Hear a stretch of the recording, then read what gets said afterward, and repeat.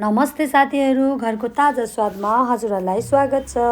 आज चाहिँ मैले स्टार फ्रुट साँधेर खाएको छु। यो चाहिँ खान एकदमै मिठो हुने भएकोले आज मैले हजुरहरूलाई मेरो एकदमै सजिलो रेसिपी सेयर गर्न जाँदैछु। मैले स्टार फ्रुट लिएर आएँ। अब यसलाई म राम्रोसँग धोई पखाली गर्नको लागि एउटा भाँडोमा पानी राखेको छु। त्यसपछि म यसलाई सफा गर्नतिर जाँदैछु। यो चाहिँ एकदमै धेरै भिटामिन सी पाइने भएकोले मैले चाहिँ आज यसलाई खान जाँदैछु। यो चाहिँ मैले धोई पखाली गरेँ, सरसफाइ गरेँ। त्यसपछि अब मैले यसलाई ससाना टुक्रा बनाएर काट्न जाँदैछु।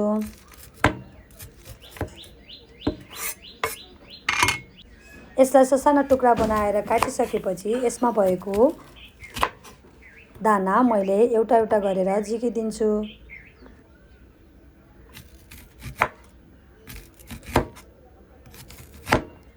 यसलाई झिकिसकेपछि अब म यसलाई साध्नतिर जाँदैछु। यसमा चाहिँ मैले धेरै सामग्री राखेको छैन।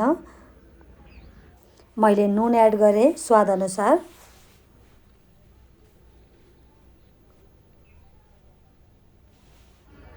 त्यसपछि मैले सुकेको खुर्सानीको धुलो राखेको छु स्वाद अनुसार।